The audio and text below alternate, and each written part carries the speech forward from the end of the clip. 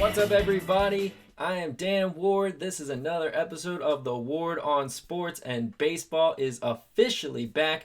We are playing some spring training games down in Florida and out in Arizona, so baseball is finally here. This is going to be a season preview. We're going to have 6 episodes of season previews, one for each division. Today we are going to talk about the AL East, the Yankees, Red Sox, Rays, Blue Jays, and Orioles. And for the first time ever on the Word on Sports, I have a couple of guests to talk about the division and their favorite teams. So let's get started. All right, everybody, it is my pleasure now to introduce you, producer/editor at NBC Sports Washington and lifetime Rays fan, Zach Hamilton. Zach, how are you doing today? Doing good. Glad to be with you, Dan. Talk some Rays baseball and some AL East. Awesome, Zach. Awesome. So let's get straight into it. Tampa Bay Rays last year, second place in the AL East, took the Houston Astros to 5 games in the divisional series before finally falling to the Houston Astros. What did you like about last season? And then going into the offseason, how did you feel? What were you hoping that they were going to do in order to get better and be more contenders this season? And right now, do you feel like they did enough to become true contenders? Well, I think if you go back to an off-season ago for the Rays, they were looked at by a lot of media and as well as fans really as, yeah, these guys could get there and they could contend if they did a few things to fall their way. But they weren't necessarily supposed to be runaway World Series contenders. And while they ultimately didn't make it to the divisional championship, for the Rays, they were able to exceed expectations, winning 96 games a year ago with a very young nucleus that just kind of gelled together. It wasn't really a team on paper that was all that daunting to look at, but they were just able to make it click when it counted, and it got them fairly deep in the playoffs. They fought off 3 elimination games, played in the fourth, the one that they eventually lost to the Astros. So I think that really holds well for a very young team to have that much elimination baseball experience. I think they grew up really fast in front of America's eyes in the 2019 season. And kind of going into this offseason, honestly, it felt like that team could turn around and contend again in 2020. Obviously, with the Rays and their budget restrictions, there were a few people that had to go. And with that, a few new people had to step up. If you wanted to find some power, if you're the Rays, you have a great farm system. And it seemed like the Rays were willing to trade some of that away in order to try to get some power to the middle of the lineup. I'd say that they actually got some, a few free agent signees that made it so they didn't even really have to trade away a ton of prospects, and they're able to trade just some straight major league guys from major league guys. Of course, losing Sam is probably one that people are like, well, they probably shouldn't have done that. But honestly, I think our outfield is now more structurally sound without Sam, and I think that they found other ways to add his pop back into the lineup. I really expect the Rays to be a contender in the AL East and for the World Series here. Well, that's awesome. Last year, the pitching was one of the best in all of baseball. It was number 1 in ERA as far as a team ERA is concerned. The biggest thing was that they didn't have a lot of power. They were quality hitters. Ji-Man Choi, was the biggest power threat. But now all of a sudden, they added a bunch of pieces, like you said, Hunter Renfroe, Manuel Margot, the name that I'm going to mess up, Yoshitomo Tsugo, and Jose Martinez. So now all of a sudden, this is a team, like you said, maybe not on paper was that exciting last year. A lot of people didn't know them, but they're definitely put their names on the mark now. Out of those guys that I mentioned, like all these new pickups that they got to really boost their offense, who are you most excited for? So Hunter Renfroe is a guy that I watched back in his college days, and I was like, this guy has some talent. It's very rough around the edges. It definitely needed to be polished up. I think that the Rays have the coaching staff in order to do that, and I think that his talent on the corner spots in the outfield could be huge for this. Also, Margot has tons of pop in his bat, and I really am looking forward to seeing how that plays out for the Rays. I kind of see him at a DH spot, which means Troy likely has to play more of a first base role, which, while he had some really funny and awesome plays at first base last year, him at first over 162 games is a little worrisome. But ultimately, I think that they found their pop. I think Troy obviously has a lot, and I'm really excited. No one really talked about him. He came up right at the end of the season, got hurt, so he didn't play a ton. But he was the hero in the wildcard game, Yandy Diaz. Like, Diaz has raw power. He has the ability to lay off speed pitches, which is a huge thing for a power hitter. And I really expect him to really have a big year. So with all of that being said, does this Rays team have enough to catch the New York Yankees, who are the perennial favorite not just to win the division but to win the World Series this year? Yeah, right now, looking at the latest odds in Vegas, the Yankees are the favorite at 3-1. The Rays are the next highest in the AL East at 25-1, which is tied for seventh in the Major League. But for the Rays, I think they have to stick to their guns. The Yankees at home are a very dominant team. In fact, they won well over 60% of their games last year that they did win were at home. Playing in that small park with the lineup that they have constructed is basically gold for the Yankees. However, they struggle when they are on the road. They also struggle in late game situations. Chapman isn't who he used to be. The rest of their bullpen, in fact, is very vulnerable. And that's the thing with the Rays. No one really talks about it because their strength pitching is so good. But arguably the Rays bullpen is their strongest point. It was the number one bullpen in baseball a year ago, and that includes opening games, which first sources I've seen, even though the Rays have 5 healthy starters, they do intend on using the opener a fair amount to keep their starters fresh. So I think that keeping the arms fresh, I think the Rays could definitely contend with the Yankees. All right, so maybe putting you on the spot, maybe not. We don't have to make this completely official, but give me, since this is an AL East preview, your AL East at the end of the season. What's it going to look like? I think that the Yankees ultimately have the most wins in the East at the end of the regular season. I think the Rays are right behind them. I think that, oddly enough, I'm going to say we'll give the Yankees, I think they come up short of 100 wins this year. I say let's give the Yankees 98 wins this year. Let's give the Rays 96. I think it'll be fairly close between those two. And honestly, I think the Blue Jays are potentially could surprise some people and maybe even win 88 to 90 games.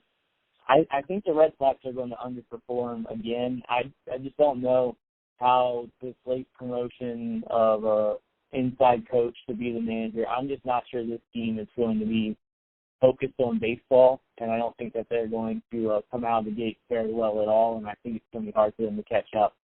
So I go Blue Jays 3, Red Sox probably 4th in the division. It's really no surprise at all that the Orioles are going to be last.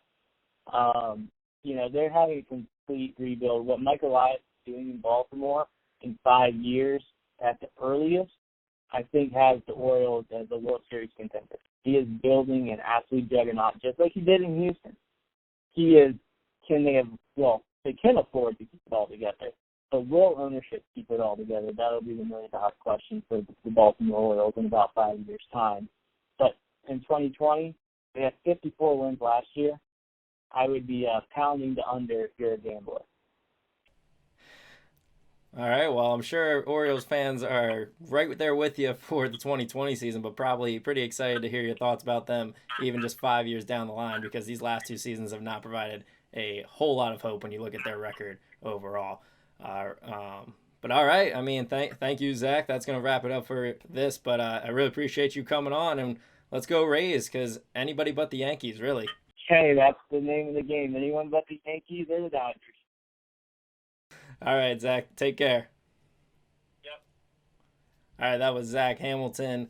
We'll be coming back. We have another person to introduce to you, so stay tuned.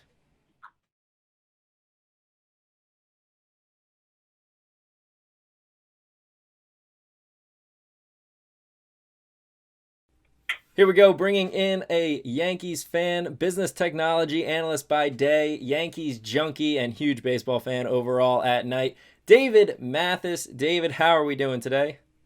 Doing well, Dan. How are you?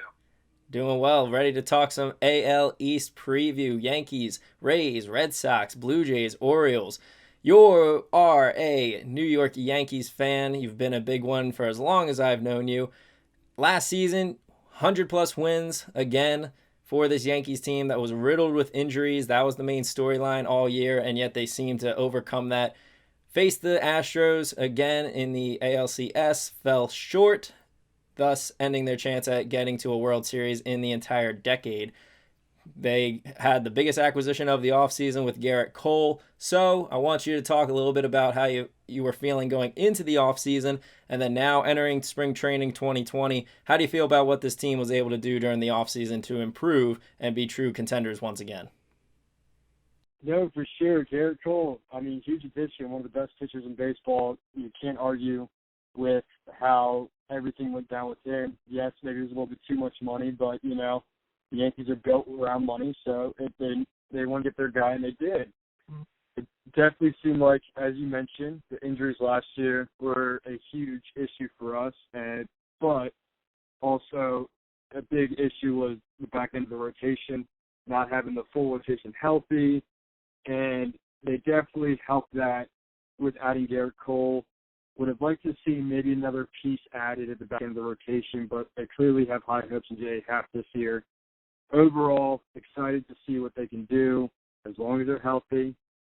But really hoping to see a big year out of Tanaka again, and really hoping J.A. Happ bounces back from a down year. Guys, I still think can pitch pretty well to be a 4 or 5 starter, so we'll see how it goes. Now, it's good that you brought in the starting pitchers because when you look at this team offensively, I don't know if you can find a spot in the lineup that you feel confident in pitching to anybody. I mean, with Voit or Shella, it doesn't matter who you name. I'm just kind of throwing people out there. All around the infield, Gleyber Torres is already looking like a top 5 shortstop, if not top 2 or top 1. Not top 1. Sorry, I take that back. Francisco Lindor is still in the league. But still, so you guys got a ton of offense, but I feel like maybe the one weakness is only due to injury is that starting rotation. A really strong 1-2 with Garrett Cole and Tanaka. But with Severino suddenly suffering another injury and Domingo Germain doing his suspension, J.A. Happ is kind of looking like your number 3 starter. I just want to know if you have anybody in that rotation or maybe in the Yankee system that you think could show up and really solidify that rotation to at least have 3 really quality starters. You know, you have a lot of the young guys in Michael King, Debbie Garcia, and also Clark Schmidt. Young guys that are fighting to even make the roster spot. I think all 3 are actually already on the 40-man roster to begin with. So you could definitely see a couple of those guys step in and potentially fill a couple spot starts until the rotation becomes healthy again. I'm a big fan of all 3 of those guys, and I really do think if not this year or next year, they could make a major impact in the rotation or even the bullpen for itself. We saw a couple guys last year step in, Luis Sessa and Jonathan Loizica. I think that's his first name. I can't really remember. But both guys, I think, are MLB ready and could potentially fight for a 4 or 5 slot no matter what. Jordan Montgomery is my biggest name, though, out of any of this group. He came in his rookie season and led rookies in innings pitched and strikeouts and really dominated a very tough AL East and overall AL in general. Last year, riddled with injury with Tommy John surgery, missed the whole year, came back in September, pitched okay.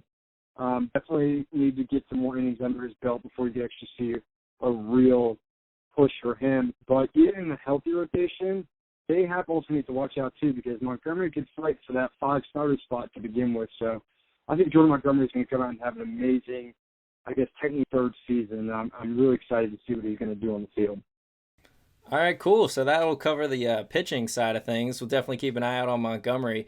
Now on the offensive side, a little bit of fun for you a little bit. Which one of the guys are you kind of excited for this season? It can be a well-known player. I mean, basically the whole starting 9 or starting 8 rather are well-known players because they're the Yankees and they were awesome last year. But which guy are you kind of like excited for, whether it's going to be a bounce back year or you think just another awesome year like DJ LeMahieu maybe? Who are you most excited for from the starting squad?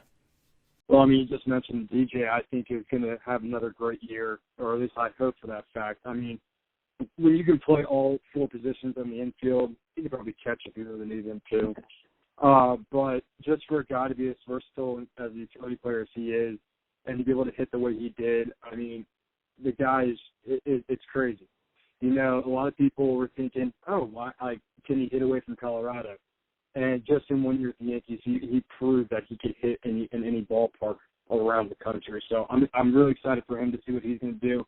And, of course, Miguel Andujar coming off of injury, torn labrum last year, played, I think, the first couple weeks of the season, but after that, sat out for the rest of the year with injury. Another guy that could potentially fight G.R. Schiller for the starting third baseman spot. He had an incredible rookie campaign, second in AL rookie voting behind Shohei Ohtani, and I know that was a lot of dispute, too, of who should have won that. But I think that Duar is going to come back. Already hit a home run yesterday in the second spring training game, I think his first. So I'm excited to see what he's going to do off injury. It's going to be interesting to know what they're going to do at the outfield and who's going to really play left field every day. I know Stanton's there, but with Jordan Hicks being down from Tommy John surgery, Gardner's going to take for them most of the reps in center field. But we're just going to have to see what they're going to do with that left field. Is Mike Tauchman going to fill in? Had a great year before he tore his calf. Could we potentially see a big Clint Frazier season finally? I mean, guy's one of the most sought-out outfielders, young outfielders, I should say. I mean, is he ever going to break out and actually have a good season? So it'll be interesting what's going to happen with that lineup. Yeah, interesting in left field, especially if Stan can go back to his original ways, his Miami ways of crushing the ball. But even so, you guys have a good problem to have in that you have a lot of other potential options out there in the outfield. Wrapping things up with the final couple stuff. The Yankees are the World Series favorites this year. As I mentioned, first time in a long time that they hadn't even made the World Series in a decade. So now back at the top of the baseball world, and we mentioned the starting rotation kind of seems like the only spot that maybe has a bit of a hole in it. But what could really stop this team from winning the World Series? Because right now they're the favorites. I understand why they're the favorites, and a lot of people are going to be picking them to win the World Series. I'm not sure how you stop this team. Well, I mean, that's a great question. I mean, before you even get to that part of the World Series, you got to get to your division first. Granted, the Red Sox took a major step back with trading their two superstars away, but the Blue Jays got better in the offseason. Do I still think they're ready to compete? Not yet, but they're going to be a very talented team with their young three core around the infield. They're going to be exciting to watch. My biggest fear is the Tampa Bay Rays. And you have a team last year that won, I want to say it was 95 games, beat the Oakland A's in the wildcard game, and then went on to almost beat the Astros in the ALDS. And, they got a lot better in the offseason. You're going to have a full season at Tyler Glass now. You got better in the outfield with adding the Japanese player that they have. Trading away Tommy Pham, that's going to hurt a little bit, I think, but that team is really locked and loaded, and they have the top prospect in baseball in Willie Adames. So who knows if he's going to show up or not, but that's a very hard team to beat no matter what, and even being in the division, those 19 games are going to really come down to the end. And then talking about, let's say they do make it to the end, after what the Dodgers did in the offseason, that lineup could be the best lineup in baseball. I mean, there's no doubt about that. You have MVP and Mookie Betts, Cody Bellinger coming back from his MVP campaign. This team is locked and loaded and ready to go. But can the Dodgers finally do it? Can they make it to the next step? I don't think their rotation is the best. That's just my 2 cents about that. But it should be very interesting. The Yankees have to deal with in division first before they can really start looking at what they can do to win that number 28. For sure. That Rays team is going to be a tough one. And, yeah, it seems to be Yankees-Dodgers, which would definitely be a fun World Series, but both teams trying to not – it's been a while for the Yankees for the most successful team in baseball, and the Dodgers seem to be one of the best teams for the last 5 years, and they just haven't been able to finish that hump. So it's still spring training, so I give you permission to change this before the opening day, before March 26th. But right now, give me your AL East prediction, top to bottom. What's it going to look like at the end of the season? Yeah, I think the Yankees are going to come out top. I truly do believe they won 100 games last year without Garrett Cole, without a healthy Severino at a healthy stand, I think they're going to win 104 games. I truly do believe that this could be the year that they finally make their push. The Rays coming second. Honestly, I could see around the 95 to 97 wins just because of what this team was able to do last year and how they've gotten better in the off season. That 3-4 spot, I really don't know. It's either going to, I would right now, I put the Blue Jays at 3, maybe like an 82 season. Definitely better than last year, but not really over the hump. Red Sox coming 4. I think they're just going to be a few games off the third spot in the standings, but nothing too major. And then the Orioles, I mean, it's going to be another rough season. I think they could potentially be looking at 105-plus losses. You trade away your best player in Jonathan VR, and I mean, the only really bright side they have is Adley Rutschman, and hopefully he'll come up at some point and save that whole franchise. All right, well, there we have it. A lot of similarities, I believe, for me as well with the AL East this season. All right, well, hey, David, thanks for doing this, and hey, good luck to your Yankees, man. I appreciate it. Thanks for having me on. So it turns out we have some similar thoughts from the Rays and the Yankees fans. And hey, got to appease them appropriately with the Rays saying anybody but the Yankees, and then go Yankees for David. Overall, for me, I got to agree with them as far as the prediction is concerned. We are going to go Yankees winning the division, Rays coming in second and taking a wild card spot, the Blue Jays in third, right around 500, the Red Sox in fourth, and then the lowly Orioles in fifth.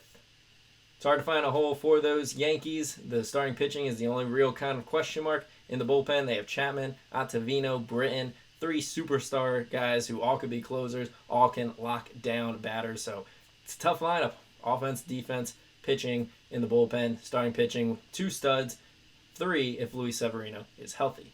The Rays, though, I wouldn't be surprised if they somehow catch the Yankees because that is a really strong team top to bottom. Their offense is going to be even better than it was last year, and their pitching is still one of the best, if not the best, in the game. So the Rays are definitely making the playoffs and could steal away that division crown. Blue Jays, meanwhile, made some fun moves, picking up Hyunjin Ryu and Tanner Roark and another player from Japan, shoring up their pitching staff. That was their main issue last year. Now with a better pitching staff and the star-studded talents that they have in Bichette, Biggio, Guerrero Jr., and others, they're going to be a fun team. I think they're just missing that huge jump into the playoffs, but playing really good baseball, being a fun team to watch. They finish around 500, and then in 2021, that could be the year for the Blue Jays. Red Sox and Orioles, meanwhile, Red Sox, they're just going to have a down year. Losing Mookie Betts is going to be huge. Losing David Price is going to be huge. Pitching really isn't anything to write home about. Their offense is going to be very good again, but they are missing some star guys, and they just really weren't as strong of a team last year, and they are admitting that they're going to be in not a full rebuild, but a bit of a rebuild this year, so they take a step back and look to improve for 2021. Orioles, hopefully Zach's right and you're good in 5 years. If you want more specific thoughts of mine about any of the teams, I do have more of those. We can talk about it. I'll provide those thoughts for you. But that'll do it for this video. That is the AL East preview. Yankees and Rays are headed to the playoffs from the AL East. What do you think the AL East will look like? How is this division going to fall into place in the 2020 season? You can find me Facebook, Instagram, Twitter, Snapchat. You'll see that on the end graphic. Comment on YouTube, comment on Facebook, leave a like, leave a subscription, all that good stuff. More baseball previews coming next week. AL Central, Twins, White Sox, Royals, Tigers, and Indians. We'll see you next time.